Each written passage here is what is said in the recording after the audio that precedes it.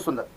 चलो बच्चों देखिए, अब एक झूठी घटना क्या थी आपको मैं बता देना चाहता हूं। झूठी घटना क्या थी आप बताइएगा। इसने कहा, इस हालवेल ने क्या कहा था मेरे भाई, झूठी घटना लेकर आया था, एकदम झूठी घटना थी। मैं आपसे पूछूं कि मेरे भाई आप ईमानदारी से बताओ कि एक 18 फुट लंबा कमरा है, 14 फुट चौड़ा कमरा है, यानी कि इस कमरे में कितने व्यक्ति आ सकते हैं? इस कमरे में कितने व्यक्ति आ सकते हैं? तो आप कहोगे सर इस व्यक्ति इस यहां पर कौन से आ सकते हैं? मेरे भाई आप सब सुन लीजिएगा, जो 18-14 का कमरा था आपको बता दूं, यहां इसने कहा कि सिराजुद्दौला ने इस कमरे में 146 अंग्रेजों को बंद कर दिया। आप बताओ मेरे भाई, क्या इस कमरे में 146 व्यक्ति आ सकते हैं? झूठी कहानी देखिएगा, पवन सर गुस्सा हो जाते हैं। तो मैं तुम्हारी फिर यहां आपस में लड़के लड़कियों की बात कराऊं, आपसे मना ना करूं बात करने के लिए, आपसे पढ़ने के लिए ना कहूं। देखो बच्चे मुझे हाइपर मत करो, पढ़ लो सिर्फ। देखिए 146 अंग्रेजों को बंद कर दिया इस कमरे में। अब आप बताओ बच्चों, क्या इस कमरे में 146 आदमी आ सकते हैं? मैंने कहा था सिर्फ मुझे यस या नो में जवाब देना। आप बताओ क्या इस कमरे में 146 आदमी आ सकते हैं? बिल्कुल नहीं आ सकते। और सबसे बड़ा झूठ तो तब सुनिएगा जब इसने कहा कि 146 में से जब अगले दिन गेट खोले गए, हमने गेट तोड़ा तो भाई साहब 123 मर चुके थे। क्या हो गया? 123 मर चुके थे, बचे कितने? बचे 23, 22 भागते भागते मर गए, अब मैं अकेला बचा हूं। देख रहे हो कितना बड़ा झूठ है? क्या इससे बड़ी झूठी कहानी हिंदुस्तान में आपको कहीं और मिल सकती है? जब एक झूठा गधा आदमी ये कह रहा है कि इतने बड़े कमरे में इसमें 146 अंग्रेजों को बंद कर दिया गया और 146 में से 123 की मृत्यु हो गई। क्या हो गई भैया? 123 की मृत्यु हो गई और यहां पर 23 भागते भागते में से 22 मर गए, मैं अकेला बचा हूं। इससे बड़ा झूठा आदमी इतिहास में और कोई नहीं हो सकता। अब इसने क्या किया भाई साहब, अपने कपड़े वपड़े फाड़े और कपड़े फाड़ने के बाद रोया बहुत ज्यादा। कहते हैं ना कि आदमी अपने बाल बाल यूं बिखेर ले, समझ रहे हो ना, यूं बिखेर ले अपने बाल, यूं कर ले। तो उससे पूछूंगा भाई क्या हुआ, किसने मारा है, तू कपड़े वाड़ फाड़ ले, तो तुम कहोगे एकदम कि मुझे आप यहां मजे ले रहे हो, बाल को तुम यहां मजे ले रहे हो, मुझे बहुत मारा है सिराजुद्दौला ने और हमारे साथ जबरदस्ती की गई है, हमारी लड़कियों से शादी कर ली गई या फिर उन्हें मार दिया गया और हमारे साथ इतनी बड़ी बदसलूकी की गई है कि आप पूछो मत। इसी बात से अंग्रेज गुस्से में आ जाते हैं और बदला लेने के लिए 2 आदमी तैयार किए जाते हैं। देखो भाई साहब फिर सुन लीजिएगा, यह झूठा ही नहीं महा झूठा आदमी था। इस घटना को ही कहा जाता है, इसी घटना को कहा जाता है ब्लैक होल की घटना। इसी को क्या कहा जाता है? ब्लैक होल की घटना या काल कोठरी की घटना। आपको बता दूं, ये काल कोठरी की जो घटना थी ये कब घटी थी? जून 1756। ये जो काल कोठरी की घटना थी ये कब घटी है? जून 1756 में घटी है, जिसमें बहुत सारे अंग्रेज मारे गए थे। ये तो सत्य है, ये तो सत्यता है कि जब अंग्रेजों पर अटैक किया गया था अंग्रेज मारे गए थे। लेकिन भाई मेरे, ये जो ब्लैक होल की घटना थी इसमें इतने आदमी नहीं मारे गए थे जो इस झूठे कमबख्त ने लड़ाई करवाई थी खामोखा में। समझ रहे हो ना? क्या इतना बड़ा झूठा कोई आदमी हो सकता है? लेकिन ये झूठा था। इस झूठे व्यक्ति ने क्या किया, अब भाई साहब ये अंग्रेजों के पास पहुंच जाता है और पहुंचने के बाद अपने कपड़े वपड़े फाड़ लेता है। मान लो तुम्हारा भैया कहीं से पिट कर आ जाए, अपने कपड़े वपड़े फाड़ ले और बाल उसके ऐसे जैसे मैंने बिखेरे ऐसे बिखेर ले, तो तुम उससे पूछोगे भाई किसने पीटा है? तू किसने पीटा है? तो तुम कहोगे कि मैं पीटा हूं। किसने? अंग्रेजों, सिराजुद्दौला ने। तो भाई साहब सिराजुद्दौला से बदला लेने के लिए, किससे? देख लो जरा, इस सिराजुद्दौला से बदला लेने के लिए 2 आदमी तैयार किए गए, जिसमें पहले व्यक्ति का नाम था लॉर्ड क्लाइव। क्या नाम था भैया? Lord Clive. कहीं कहीं पर आपको लॉर्ड क्लाइव भी मिल सकता है और रॉबर्ट क्लाइव भी लिखा मिल सकता है। 2 व्यक्ति, सॉरी सर प्लीज पढ़ाइए। देखो बाबू, देखो यहां पर मैं क्या कहने वाला हूं। चलो, तो मेरा कहने का मतलब क्या है, एक लड़की है, नाम तो उसने लड़की का लिखा है पूनम। उसने लिखा है सर जी आप अपने कपड़े फाड़ दो। देख रहे हो आप, वैसे एक लड़की भैया बोलती है और वो कह रही है भैया अपने कपड़े फाड़ दो, तेरी की हद होगी भाई कतई, अब डूब मर के जाना चाहिए भाई साहब हमें। देखो लॉर्ड क्लाइव की बात मैं आपको कर रहा हूं, और दूसरा था जॉर्ज वाटसन। सैन वाटसन मत समझ लेना, दो व्यक्ति तैयार किए गए इसे मारने के लिए, एक जॉर्ज वाटसन और दूसरा रॉबर्ट क्लाइव। दो व्यक्तियों को भेजा गया मेरे भाई। दो व्यक्ति कौन कौन थे? एक लॉर्ड क्लाइव जिसे थल सेना का सेनापति बनाकर भेजा गया, जिसे थल सेना का सेनापति बनाकर भेजा गया, और इसे नेवी यानी कि जल सेना का सेनापति, यानी कि दो सेना यहां पर भेजी गई हैं, एक जल से और एक थल से। किसको मारने के लिए? सिराजुद्दौला को मारने के लिए। जो बच्चा मेरी क्लास में पहली बार पढ़ता है, मैं ईमानदारी से कह सकता हूं कि उसको इतिहास अच्छा लगने लग जाता है। ठीक है मेरे भाई, तो फिर आपसे कह देना चाहता हूं, जिस बच्चे ने अभी तक हमारी वीडियो को लाइक ना किया हो तो बच्चों वीडियो लाइक कर दो, ये बात गलत है। आपको बता दूं कि इसको मारने के लिए दो व्यक्ति तैयार किए गए थे, जिसमें पहले का नाम हुआ करता था लॉर्ड क्लाइव और दूसरे का नाम हुआ करता था जॉर्ज वाटसन। इतनी डीपली थ्योरी मैं आपको गारंटी से बताऊं, आपको किसी किताब में भी नहीं मिलने वाली है, ये गारंटी की बात है। इतनी डीपली थ्योरी आपको किताब में नहीं, मैं कम से कम 20-20 किताब खोजकर जब आपको निचोड़ उसका देता हूं। आप एक किताब दो किताब पढ़ लेंगे, हम आपको कितनी किताबों का निचोड़ यहां देते हैं। देखो बच्चों, एक भेजा गया आर्मी लेकर, एक भेजा गया नेवी लेकर। अब क्या था, इस व्यक्ति ने, ये जो रॉबर्ट क्लाइव था, अब जरा थोड़ी सी कहानी सुन लो, एक छोटी सी कहानी सुन लो भैया। यहां पर क्या था, रॉबर्ट क्लाइव का से बाद में करेंगे। यदि मान लो आपको मुझसे मिलना है, यदि आपको फैजान अंसारी भैया जी हैं, हमारा दोस्त है, यदि मान लो इनको मुझसे मिलना है, किससे भैया? मुझसे मिलना है, तो ये किसी को बीच में मीडिएटर बनाएंगे। क्या करेंगे? बीच में मीडिएटर बनाएंगे। तो रॉबर्ट क्लाइव जो था ये बंगाल पहुंच जाता है, और बंगाल पहुंचने के बाद ये एक व्यापारी थे जिसका नाम था अमीचंद। एक व्यापारी हुआ करते थे भाई साहब, सभी देना ध्यान से सुनना इस बात को।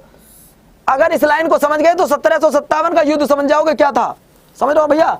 हाँ देखो जरा एक मिनट के लिए, ये रॉबर्ट क्लाइव कहेगा, ये जो अमीचंद था ये एक बनिया था, मतलब एक क्या था? बनिया था, एक व्यापारी था। क्या था मेरे भाई? व्यापारी था।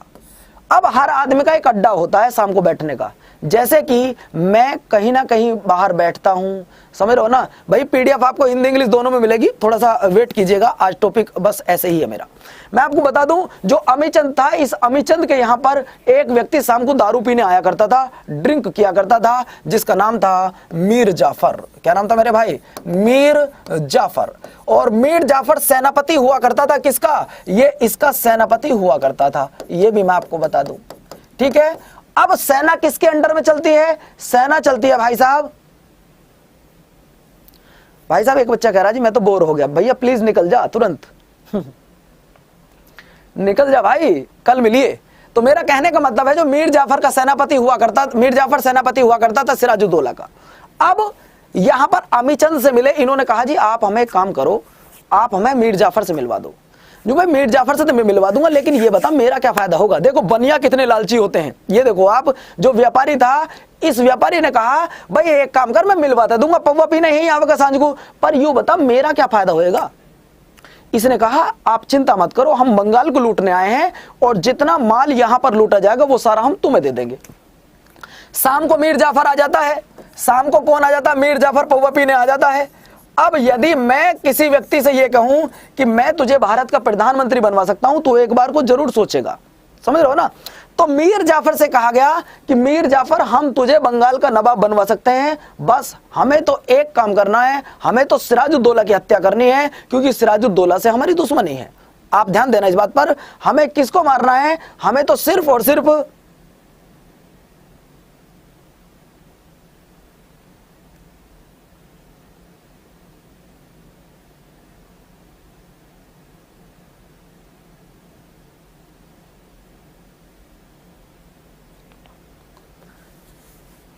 बच्चों, आप में से एक बात हम आज बताएं आपको। कुछ बच्चे ऐसे हैं जिन्होंने कभी थ्योरी पढ़ी ही नहीं है, वो ऑब्जेक्टिव पढ़ना पसंद करते हैं। ठीक है, तो हम ऑब्जेक्टिव नहीं पढ़ाऊंगा, चाहे 5 बच्चे यहाँ पर रहिएगा, और किसी के कहने से मैं फास्ट भी नहीं पढ़ाऊंगा, चाहे आप 100 बार कहो 200 बार कहो, क्योंकि मुझे तो भाई साहब आप सबको समझाना है। ठीक है, देखो जरा इस बात पर। अब क्या हुआ, मीर जाफर ने और इसने जितने भी सिराजुद्दौला के विपक्ष में लोग थे उन सबको इकट्ठा कर लिया। अब सिराजुद्दौला के विपक्ष में कौन कौन थे, सिराजुद्दौला के विपक्ष में कौन कौन आ गए, पहला व्यक्ति मीर जाफर, कौन था भैया, पहला व्यक्ति मीर जाफर। दूसरा व्यक्ति कौन था भाई साहब, दूसरे व्यक्ति का नाम बताइएगा। दूसरा हुआ करता था एक व्यक्ति जिसका नाम था राय दुर्लभ, एक व्यक्ति और हुआ करता था जिसका नाम था राय दुर्लभ, एक और व्यक्ति हुई करती थी जिसका नाम था घसीटी बेगम। क्या नाम था भैया, घसीटी बेगम। एक और हुआ करता था जिसका नाम था अमीचंद, मैंने वहां पर लिख दिया, एक और हुआ करता था अमीचंद, और एक और हुआ करता था जिसका नाम था जगत सेठ। मेरे दिल के टुकड़ों, ईमानदारी से देख लो, ये सब वो व्यक्ति हैं जो सिराजुद्दौला के विपक्ष में थे। सिराजुद्दौला के विपक्ष में खड़े होने वाले व्यक्तियों के नाम क्या थे, तो मेरे भाई ये सारे के सारे वो व्यक्ति हैं जो सिराजुद्दौला के विपक्ष में खड़े थे। मीर जाफर धोखा देगा, राय दुर्लभ धोखा देगा, घसीटी बेगम जो उसकी मौसी थी, अमीचंद जो उस समय वहां का बनिया हुआ करता था, जगत सेठ जिसे बैंकर कहा जाता था, ये धन्नाड़ व्यक्ति था, एक नंबर का पैसे वाला व्यक्ति हुआ करता था। ठीक है मेरे भाई, इसके बाद मैं आपको बता देना चाहता हूं कल की क्लास में क्या टॉपिक होने वाला है वो सुन लीजिएगा। कल की क्लास में टॉपिक होगा आपका औरंगजेब, कल की क्लास में टॉपिक होगा औरंगजेब, टॉपिक होगा शेर शाह सूरी, और टॉपिक होगा विजयनगर साम्राज्य। ये वो टॉपिक होंगे जो आपके बचे हुए टॉपिक हैं, क्योंकि मैं एक वर्ड भी नहीं छोड़ना चाहता। का आपके ये टॉपिक चलेंगे कल, औरंगजेब, शेर शाह सूरी और विजयनगर साम्राज्य। इन सब ने मिलकर किसको धोखा दिया था, अमीचंद ने, और इन सब ने मिलकर सिराजुद्दौला को धोखा दिया। अब बच्चों एक युद्ध की प्लानिंग कर ली जाती है अमीचंद के द्वारा और राय दुर्लभ के द्वारा और मीर जाफर के द्वारा, और अगले ही साल एक युद्ध लड़ा जाता है जो इतिहास में बड़ा फेमस युद्ध होगा, जिसका नाम है 1757 का प्लासी का युद्ध। यानी कि कौन सा युद्ध हुआ भैया, प्लासी का युद्ध हुआ। और प्लासी का युद्ध कब हुआ था आपको बता दूं, 1757 में हुआ था। प्लासी का युद्ध कब हुआ था, तो बच्चे आपको बता देना चाहता हूं प्लासी का युद्ध कब हुआ था, तो 1757 में हुआ था। और आपको बता दूं कि किस किस के बीच में हुआ था, तो पहला पॉइंट लिख लीजिएगा, ये हुआ था क्लाइव के बीच में, ये हुआ था क्लाइव के बीच में, और किसके बीच में, सिराजुद्दौला के बीच में। ये किस किस के बीच में हुआ था, क्लाइव और सिराजुद्दौला के बीच में हुआ था। ये जो प्लासी है कहां पड़ता है, बंगाल में पड़ता है। अब इसमें कौन जीत गया भाई साहब, कौन जीत गया, और यहां पर कौन हार गया, सिराजुद्दौला हार गया।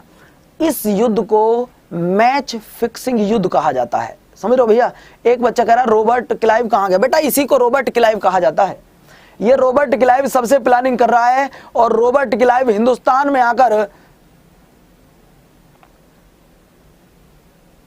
मैं आपको बता देना चाहता हूं यहां पर सिराजुद्दौला मार दिया जाता है, और सवाल पूछेगा कि उस युद्ध का नाम बताइए जिस युद्ध को मैच फिक्सिंग युद्ध कहा जाता है।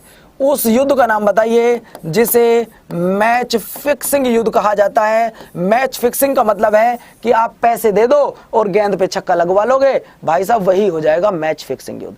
यही मैं आपको बताने वाला हूं। ये जो सिराजुद्दौला था, जैसे ही युद्ध हुआ मीर जाफर सेना लेकर भाग गया। कौन भाग गया, मीर जाफर। क्या करके भाग गया, मीर जाफर सेना लेके भाग गया। किसी बच्चे को और कुछ पूछना हो तो मुझे बताइए, मीर जाफर यहां क्या करने आया था, तो मीर जाफर को मैं बता दूं, मीर जाफर यहां पर मेरे भाई अपनी सेना लेकर भाग जाता है। क्या कर लेता है, मैं आपको बता देना चाहता हूं कि मीर जाफर मेरे भाई अपनी सेना लेकर भाग जाता है, और यहां मेरे भाई हिंदुस्तान पर सिराजुद्दौला की मृत्यु कर दी जाती है। और प्लासी का युद्ध जिसे आजकल हम मैच फिक्सिंग युद्ध कहते हैं, यानी कि ऐसा युद्ध जिसे एक मैच फिक्सिंग युद्ध की तरह कहा जाता हो कि पैसे दे दो छक्का लगवा लूंगा, भैया वो कौन सा युद्ध था, वो था आपका प्लासी का युद्ध। कब हुआ था, 1757 में। किस किस के बीच में हुआ, क्लाइव और सिराजुद्दौला के बीच में। अब मैं आपसे कोई भी सवाल पूछूंगा आप तुरंत बता दोगे, समझ रहे हो ना, आप तुरंत बता दोगे। यदि मैं आपसे कुछ सवाल पूछूंगा एकदम तुरंत बता दोगे। और ये भी मैं आपको बता दूं, जैसे ही मैं कल का ये टॉपिक करा दूंगा, परसों को आपको कराऊंगा मराठा साम्राज्य। क्या कराऊंगा भैया, मराठा साम्राज्य। उसके बाद मैसूर चलाऊंगा और फिर आपका टेस्ट लूंगा। तो देखो दिल के टुकड़ों, जरा ध्यान देना यहां पर। इसके बाद आपसे पूछता हूं कि बंगाल का अगला नवाब कौन बना होगा। इसके बाद बंगाल का अगला नवाब कौन बना, मीर जाफर। बंगाल का अगला नवाब कौन बना? मीर जाफर। ये कब से कब तक रहा? तो ये रहा 1757 से लेकर और 1760 तक। मेरे भाई ये बंगाल का गवर्नर कब से, सॉरी बंगाल का नवाब कब से कब तक रहा? 1757 से लेकर 1760 तक रहा। लेकिन ये भी आपको बता देना चाहता हूं, ये एक कठपुतली की तरह काम कर रहा था, जबकि वास्तव में हिंदुस्तान पर राज अंग्रेज कर रहे थे। जबकि हिंदुस्तान पर राज कौन कर रहे थे? तो इसे मैं कह सकता हूं कठपुतली। इसे मैं क्या कह सकता हूं? कठपुतली की तरह काम कर रहा था। जैसे आप रिमोट वाली गाड़ी को रिमोट से नचाते हो ना, वही काम कर रहा था मेरे भाई। कौन? मीर जाफर। अब मीर जाफर भाई साहब बिल्कुल बेवकूफ व्यक्ति था। मीर जाफर का एक दामाद हुआ करता था, जिस दामाद का नाम हुआ करता था, मेरे भाई सुनिए, मीर जाफर का एक दामाद हुआ करता था जिसका नाम था मीर कासिम। क्या नाम था मेरे भाई? एक दामाद हुआ करता था इनका, जिनका नाम था मीर कासिम। मीर कासिम ने अंग्रेजों से कहा कि मैं इनसे ज्यादा नजराना आपको दे सकता हूं, आप मुझे बनाओ। समझ रहे हो ना? सबसे कम चलने वाला युद्ध कौन सा था? वो आपका ये वाला युद्ध है, जो सबसे कम दिनों तक चला हो, जिसमें कम सेना मारी गई हो, वो युद्ध यही था आपका। ठीक है, अब सवाल आ जाती है, दामाद बन जाता है इसका, जिसका नाम हुआ करता था मीर कासिम। जिसका नाम क्या हुआ करता था? मीर कासिम हुआ करता था। और ये बना कब? 1760 से लेकर 1763 तक। ये कब से कब तक बना? 1760 से लेकर 1763 तक बना। और आपको कुछ आज खास बताने वाला हूं। इसने क्या किया? 1-2 साल तक तो उन्हें नजराना दिया, फिर इसने क्या किया मेरे भाई? पहला काम इसने किया राजधानी परिवर्तन की, यानी कि ये अंग्रेजों से मुक्ति पाना चाहता था। इसने अपनी कैपिटल शिफ्ट कर ली राजधानी मुर्शिदाबाद से। ये सवाल सीजीएल के पेपर में आ चुका भैया। राजधानी मुर्शिदाबाद से मुंगेर ले गया था। ये अपनी राजधानी को मुर्शिदाबाद से कहां ले गया था? मुंगेर ले गया था। ये भी पेपर में सवाल आ चुका है कि बताइए अपनी राजधानी इसमें बंगाल की राजधानी को पहली बार किसने परिवर्तित किया था? तो बंगाल की राजधानी को पहली बार किसने परिवर्तित किया? भाई साहब वो मीर कासिम ने किया था। आखिर मीर कासिम को फिर क्यों हटा दिया गया? मीर कासिम ने पहला काम तो यह किया, दूसरा काम किया अंग्रेजों पर टैक्स बढ़ा दिए। क्या कर दिए? अंग्रेजों पर टैक्स जो उनके फ्री चल रहे थे वो टैक्स इसने बढ़ा दिए और हिंदुस्तान वासियों के टैक्स फ्री कर दिए, यानी कि भारतीयों को टैक्स फ्री कर दिया। क्या कर दिया भाई साहब? भारतीयों को टैक्स में रियायत दी। टैक्स में रियायत, ठीक है भैया, टैक्स में रियायत दे दी। किसने दे दी रियायत? भाई साहब वो दे दी आपकी मीर कासिम ने। अब पहले यह था कि जब भी कोई क्या बनता था मेरे भाई, आपको बता देना चाहता हूं। एक सवाल पूछ ले अजीत यादव, फिस हो जाओगे, इसलिए कह रहा हूं चुप बैठे रहो और पढ़ना हो पढ़ो, नहीं तो जाओ। हम तो उनको पढ़ाएंगे जो शांति से बैठकर पढ़ेंगे।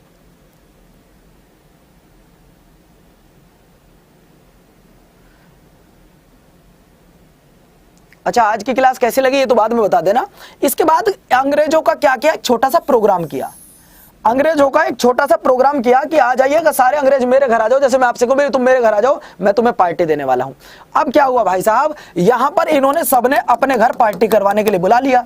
किसको बुला लिया? तो भाई साहब यहां पार्टी करवाने के लिए बुला लिया जाता है। यहां पर बहुत सारे अंग्रेज आ जाते हैं, उन सबकी पार्टी करता है कौन? मोहम्मद बिन कासिम। और जितने अंग्रेज वहां पर आते हैं उन सभी अंग्रेजों की गर्दन काट दी जाती है। मेरे भाई जितने भी अंग्रेज इसके दरबार में आते हैं उन सबकी क्या कर दी जाती है? गर्दन काट दी जाती है। और इसे पता था इस बात का कि यदि अब मैं हिंदुस्तान में रुका तो पक्का मार दिया जाऊंगा, क्योंकि मैंने इनकी गर्दन काटी है। तो भाई साहब ये बंगाल छोड़कर रातों रात फरार हो जाते हैं। और कहां पहुंच जाते हैं तो मैं आपको बता देना चाहता हूं। अजीत यादव जी, आप मुझसे बार बार पूछ रहे हो मराठे कौन है। मैं मराठों के लिए 3 दिन लगातार बोल सकता हूं, 3 क्लास ले सकता हूं। लेकिन अभी एक बात बताइए कि क्या क्लास में मराठे चल रहे हैं बबुआ? तुम अपने चक्कर में क्यों इन दोनों बच्चों का नाश कर रहे हो, सभी बच्चाओं का? सुन लो, लास्ट पॉइंट आपको बता रहा हूं। ये कहां पहुंच जाते हैं भाई साहब? ये पहुंच जाते हैं दिल्ली। उस समय पर दिल्ली में मुगल बादशाह हुआ करते थे जिनका नाम था शाह आलम द्वितीय। क्या नाम था भाई? शाह आलम द्वितीय। ये हुआ करते थे आपके मुगल बादशाह। और अवध के नवाब हुआ करते थे सुजाउद्दौला।